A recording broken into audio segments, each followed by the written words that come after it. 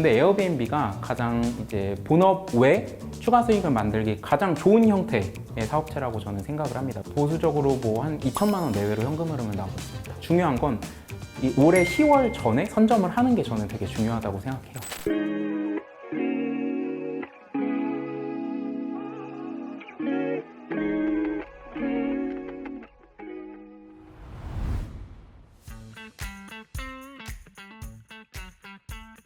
안녕하세요. 안녕하세요. 아유, 고생하셨어요, 오시느라. 네, 처음 뵙겠습니다. 네.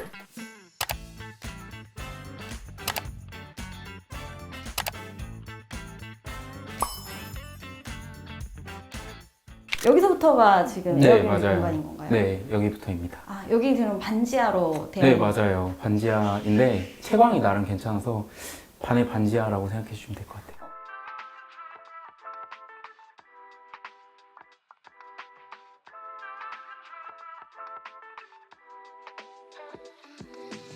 네, 이 공간은요 강남역에서 도보거리에 있는 역세권 매물이고 반지하 매물이에요. 상대적으로 강남역 부근에서 되게 저렴한 매물이어서 보자마자 네, 계약을 했습니다. 구조 같은 경우에는 방 2개에 화장실 하나로 되어 있고, 여기가 첫 번째 방이고, 여기 같은 경우는 거의 손님의 99%가 외국인 손님이거든요. 그래서 좀 더 한국스러운 느낌을 중심 컨셉으로 잡고 그거에 맞춰서 좀 병풍도 있고 이불도 색동 이런 식으로 좀 한국스러운 느낌을 넣으려고 좀 노력을 했어요. 전등 같은 것도 되게 한국스럽게 돼 있고 네. 아까 반지하라고 말씀 주셨는데 그래도 창문이 침실에 또 있네요. 네네, 맞아요. 보시다시피 이게 채광이 잘 들어오고요. 사람들이 걸어 다니는 길목이 아니라 주차장이 있어서 실질적으로 뭐 공간에서 머무시는데 불편한 거는 뭐 전혀 없다고 보시면 됩니다. 네, 그럼 이제 메인방으로 한번 보여드릴게요. 여기가 이제 메인방이고, 여기도 마찬가지로 침구 같은 경우에는 네, 색동으로 세트를 맞췄고, 지금 보시면 가구라던가 소품이 되게 좀 한국스럽잖아요. 옛날 시골집 할머니 집에 있을 법한 소품들, 고즈넉하고 좀 한국 스타일 이런 소품들로 인테리어 배치를 했고요. 가구 같은 경우가 돈만 많이 사실 투자하면은 이것보다 더 예쁘게 할 수 있는데, 사실 우리들은 이 공간을, 저 같은 경우는 뭐 자기 만족을 하기 위해서 만드는 게 아니고 돈을 벌려고 하는 거잖아요. 그러다 보니까 가장 중요한 게 이제 가성비인데, 가성비 관점에서 이제 공간을 세팅하려고 하다 보니까 자연스럽게 당근마켓 이용 많이 했고, 그리고 실제로 이제 판매하는 제품이 아니라 내 할머니 집 가서도 이제 가져오기도 하고, 아니면은 뭐 지나가다가 뭐 마을회관 같은 데서도 얘기를 하다가도 또 얻어오기도 하고, 그리고 이거 같은 경우는 당근으로 이게 15,000원에 가져왔거든요. 15,000원에 가져왔는데, 이분도 에어비앤비를 준비하시다가 이제 인허가 부분에서 문제가 생겨갖고 영업을 못 하시게 된 거예요. 그래서 급매로 처분한다라고 내놓아서 제가 그거를 빠르게 바로 연락을 했죠. 관광객들 입장에서 여행을 왔는데 좀 쉬고 싶은 공간이랑 내가 살기 좋은 공간은 다르거든요. 그래서 최대한 가정집스러운 느낌을 좀 배제하려고 노력을 많이 했고, 그런 요소 중에 하나가 바닥 같은 느낌도 일반적인 장판이라던가 그냥 마루로 하면은 좀 평범하잖아요. 그래서 가성비 좋게 이렇게 좀 카페트 타일 활용해서 인테리어를 했습니다. 여기 그러면 이렇게 바닥 인테리어나 이런 가구 인테리어들을 다 직접 셀프로 하신 건가요? 네, 그럼요. 이 정도는 네, 충분히 할 수 있습니다. 이게 보시다시피 공간이 되게 넓진 않거든요. 10평 남짓한 공간인데 방 2개고, 2개라는 점이 저는 어떤 점에서 매력이 있었냐면, 적어도 기준 인원 4인, 최대 6인까지도 가능한 공간이거든요. 그래서 가성비가 되게 좋아요. 그냥 방이 침대가 2개가 들어갈 수 있다는 점이 되게 큰 메리트라고 느껴졌고, 그래서 부부 2팀이 와도 공간 분리가 되기 때문에 지내시는데 크게 무리가 없다, 이런 점에서 객단가를 높일 수 있는 공간이라고 생각이 들어서, 네, 그리고 실제로 그렇게 예약을 많이 주시고, 그래서 그런 점이 또 이 집의 장점이라고 할 수 있습니다. 실제로 이제 외국인 분들 대상으로 네. 여기 이제 운영하고 계신다고 했는데 주방도 많이 좀 사용하시나요? 거의 사용 안 합니다. 거의 사용 안 하고, 이제 게스트분들이 체크아웃 하시면 체크인 준비를 할 때 새로 이제 수세미라던가 이제 이런 소모품들을 배치를 하잖아요. 근데 그냥 봉지도 안 뜯겨져 있는 경우가 사실 더 많아요. 요리는 실질적으로 거의 안 하는 게, 네, 저희 입장에서는 편하죠. 어떻게 보면은 여기 에어비앤비는 되게 쉽게 세팅을 하신 것 같은 느낌인데 제가 여기 계약하고 3일 만에 여기 다 완성했어요. 그러니까 네, 이게 중요한 게 뭐냐면, 많은 분들이 이제 에어비앤비 사업하면은 예쁘게 꾸며야지, 느낌 있게 꾸며야지, 그거 당연히 중요한데, 결국에 어쨌든 투자 비용, 인풋 대비 수익이라는 수익 아웃풋의 효율성을 높여야 그게 잘하는 거잖아요. 계약하면 어떻게든 오픈 준비를 빨리 하자, 어떻게든 손님을 빨리 받는 게 가장 중요하고, 그래서 저 같은 경우는 여기 계약하고 3일 만에 모든 거 세팅 완료했고 그 다다음 날에 이제 손님을 받았어요, 바로.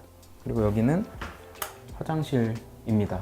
아무래도 오래된 집이다 보니까 크게 바꾼 건 없어요. 실내는 그냥 제가 줄눈 시공 정도만 하고 문고리 정도. 이 집 같은 경우는 월세가 보증금 1,000만 원에 월세가 어느 정도일 것 같으세요? 보증금 1,000이라고 하면은 강남 단지하니까. 역세권. 강남 강남 역세권이고 역세권. 푸름이고 평지고 언덕도 없어요. 그래도 한 100 가까이는 나오지 않을까요? 그쵸. 그 정도가 일반적인 시세긴 한데 이제 저 같은 경우는 1,000에 80에 네, 관리비 5만 원 해서 네, 계약을 했고 그만큼 이제 가격적인 메리트가 있다. 아, 되게 괜찮겠다라는 게 머릿속에 바로 그려져서 보자마자 바로 계약했어요. 얼마나 에어비앤비 운영을 그럼 해오셨던 건가요? 저는 이제 5년차 에어비앤비 호스트고요. 저는 이제 처음에는 제주도에서 시작을 했어요. 근데 이제 제주도를 내려가 봤는데 거기에 이제 제주도에서 살고 싶다, 살면 좋겠다라는 그냥 가벼운 생각으로 집을 봤는데 당근마켓에 연세 600만 원짜리 집이 있는 거예요. 물론 뭐 오래된 집이고 화장실도 밖에 있고 막 되게 열악한 집이죠. 시골집이니까. 근데 마당만 100평인 집에서 내가 살 수 있다고? 심지어 두 채야. 한 채는 내가 살고 한 채는 손님을 받으면은 월세 정도만 뽑아도 나는 좋겠다. 요 정도 큰 욕심 안 내고 그냥 월세 정도만 벌면 좋겠다라는 생각으로 그렇게 맨 처음 시작했던 것 같아요. 그래서 600만 원짜리 집을 시작으로 뭔가 돈이 되네? 괜찮네? 해서 이제 그 다음에는 이제 집을 이제 매수를 했죠. 집을 사서 그렇게 이제 매매도 하게 되고 아니면 이제 뭐 타운하우스도 해보고 농가주택, 시골집 이렇게 다양한 집들을 또 도전을 해오게 됐어요. 그래서 지금 같은 경우는 서울, 제주 합해서 7채를 운영하고 있고 그리고 오픈 경험은 뭐 훨씬 많죠. 왜냐면 제가 엑시트한 경우도 여러 개 있으니까. 네, 그래서 지금은 그렇게 운영해오고 있습니다.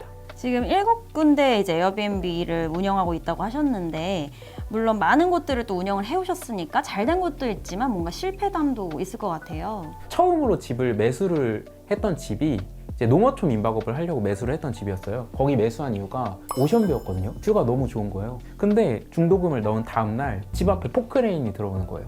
중도금을 넣고 다음날 그 오션뷰가 없어진다는 거예요. 그러니까 알고 보니까 그 집 앞에 이제 토지가 대지였던 거죠. 맹지가 아니라. 네, 진짜 어떻게 그렇게 그런 거 모르는 상태에서 매매를 할 수 있었을까 이런 생각하는데 지금은 그런 것들을 이제 기반으로 계약할 때 특약사항에 이제 넣는 것들이 굉장히 꼼꼼해졌죠. 네. 결국 그 에어비앤비 같은 경우는 운영을 제대로 하셨나요? 어떻게 됐나요? 근데 또 그러니까 그거랑 별개로 운영은 또 별개의 영역이기 때문에 네, 운영은 또 잘했어요. 사업체다 보니까 운영 부분에서 이제 전략이 분명히 존재하고 마케팅 부분에서의 전략이 분명히 존재하고 공실률을 최소화시키는 그 최적화된 방법이 분명히 존재한다고 생각을 해요. 그래서 그렇다 보니까 제가 다른 숙소, 다른 지역에서 오픈을 하더라도 이 최적화된 방식이 그대로 녹여내지니까 네, 운영은 이제 어디서 오픈을 하든 잘 되긴 합니다. 이게 이제 강남에 있는 이 에어비앤비는 초기에 이런 인테리어나 전체적으로 했을 때 비용이 어느 정도 들으셨나요?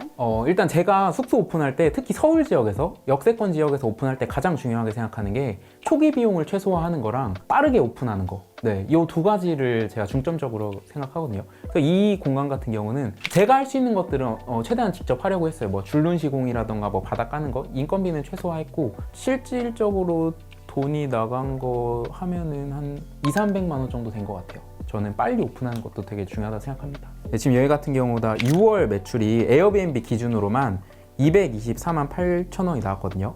객단가가 그러면은 대략 한 뭐 8만 원 정도 내외로 형성이 되어 있어요. 근데 제 이제 계획은 다음 달은 이제 이것보다 더 높아질 수밖에 없다고 생각하거든요. 그래서 객단가를 1박에 최소 10만 원. 그래서 기준 인원에 따라서 인원 추가 비용을 더 세팅해서 300만 원 선으로 맞춰 놓는 게 목표예요. 네. 그럼 이제 에어비앤비 운영을 좀 하시고 싶어 하시는 분들 중에 제일 이제 걱정되는 게 주민 동의를 얻는 법이에요. 맞아요. 여기는 지금 구조가 이제 빌라로 되어 있는 거죠? 맞아요. 그러면 이런 경우에는 주민 동의를 혹시 어떻게 받아서 진행하셨나요? 일단은 에어비앤비 생각하시는 분들이 진입장벽이라고 생각하는 게 이웃세대 동의를 굉장히 어려워해요. 결론적으로 말씀드리면 이 집은 이웃세대 동의를 받지 않았습니다. 그런데도 가능한 집이에요. 그게 어떻게 가능하냐면 일단 일반적인 외국인 관광 도시민박업 사업자로 진행을 하는 경우에는 이웃세대 동의가 필요합니다. 그런데 이제 미스터 맨션의 실증 특례를 활용해서 사업자를 내게 되면 다가구 주택의 경우 이웃세대 동의가 필요 없어요. 주인 세대 동의만 있으면 돼요. 그러니까 이 집 같은 경우는 집 주인으로부터 숙소 에어비앤비 해도 된다라는 동의를 받았고 이웃세대의 동의는 받지 않았습니다. 아까 여러 가지 이제 공실률을 최소화하는 꿀팁 알려주셨는데 그 밖에 또 다른 뭔가 노하우가 있을까요? 공실률 최소화에? 이 에어비앤비 알고리즘을 정확하게 파악하는 게 중요합니다. 에어비앤비에서도 그 지수가 존재하거든요. 우리 블로그 쓸 때 블로그 지수 존재하고 인스타그램도 어떻게 좋은 지수를 받았을 때 퍼포먼스 노출이 잘 되잖아요. 그런 것처럼 에어비앤비 안에서도 이 호스트는 밀어줘야겠다. 이 호스트는 조금 눌러줘야겠다. 이런 게 존재해요.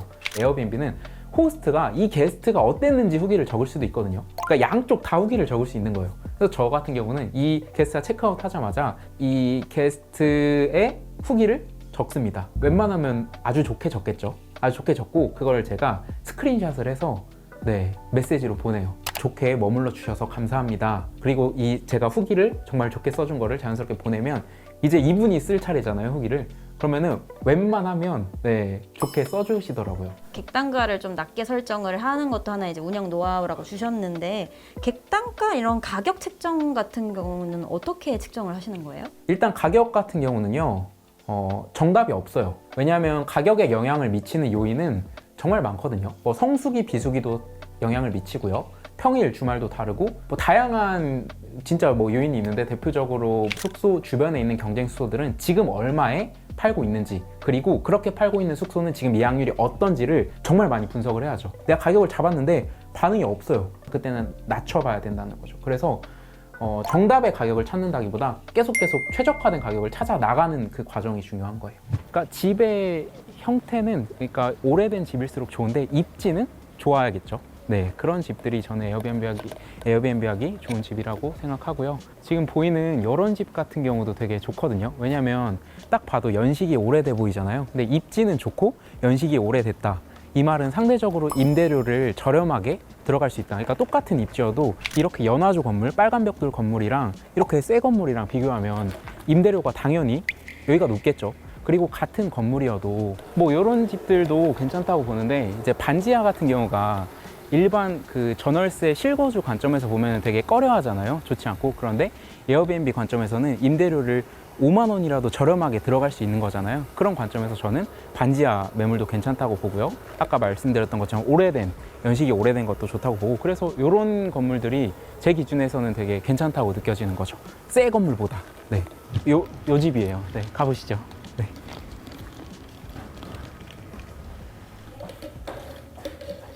여기도 반지하입니다. 이 공간은 애초에 계약을 할 당시에 벽지도 그냥 뜯다 만 상태로 다 있었고 벽지 철거부터 제가 다 셀프로 했거든요. 타일도 제가 원래는 이제 큰 타일로 하려다가 이제 욕심이 들어가다 보니까 모자이크 타일이라고 이게 되게 작은 타일이어서 이게 진짜 힘들거든요.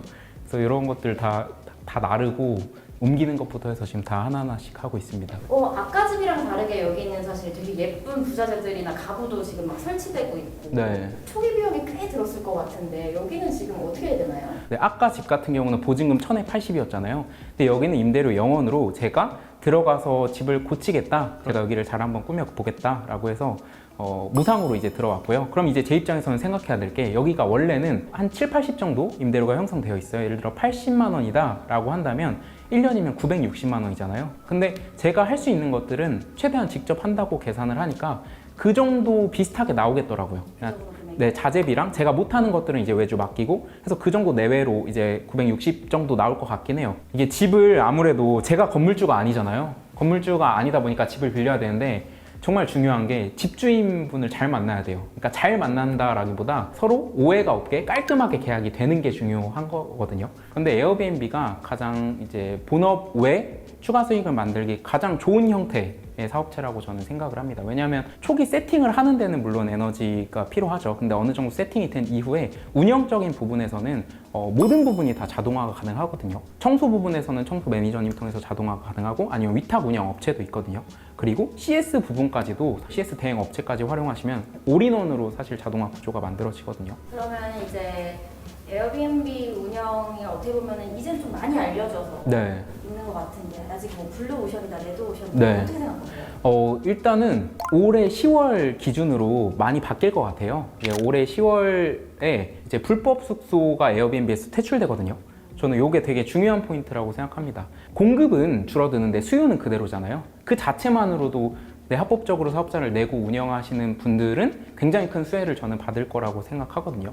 뭐 객단가가 올라가는 생각도 할 수도 있고 아니면 경쟁 숙소가 없어지니까 당연히 거기서 오는 효율성이 있다고 생각해서 중요한 건 이 올해 10월 전에 선점을 하는 게 저는 되게 중요하다고 생각해요. 아까 이제 그 집은 목표가 월 네. 그 300이라고 네, 맞아요. 여기는 목표 연출 어떻게 해요? 아까 그 집 같은 경우에는 객단가를 이제 조절해서 안정권에 돌아오면 월 매출 한 300만 원 정도가 만들어질 거예요. 여기 같은 경우에는 객단가를 한 15만 원까지 생각하고 있습니다. 그래서 보수적으로 300이고요. 안정권에 들어가면 400까지, 400 내외로 이제 만들어지면은 안정화됐다라고 생각할 것 같습니다. 그럼 지금 7개를 이제 군대를 운영하시는데 뭐 네. 가격이 다 천차만별이지만 네네. 월 수익 좀 여쭤봐도 될까요? 일단은 지금 제가 이렇게 집을 반지하 매물 같이 집을 빌려서 하는 경우도 있지만 제주도 같은 경우에는 뭐 신축을 한 집도 있고 숙소 하나에서만 월 매출이 1,500만 원이 지난달에 나온 숙소도 있거든요. 그래서 그것까지 뭐 다 하면은 그냥 보수적으로 뭐 한 2천만 원 내외로 현금 흐름은 나오고 있습니다. 오늘 본 집이 둘 다 반지하 매물이잖아요. 제가 이 매물을 더 보여드리고 싶었던 이유가 규모 있고 뭔가 예쁘고 돈이 많이 들어간 매물만 보여드리면 초기 비용이 많이 필요한 거 아니야? 이런 생각 때문에 진입장벽이 높고 나는 못할 거야 라고 생각해 주시는 분들이 많으셨는데 이런 집들 그리고 제가 수익도 그대로 보여드렸잖아요. 얼마의 순수익이 남는지까지 보여드리면서 진짜로 이 정도 형태의 매물이고 이 정도로 꾸미면 이 정도 수익이 발생하는구나 이걸 생각해 보시고 그럼 나도 해봐도 되겠구나.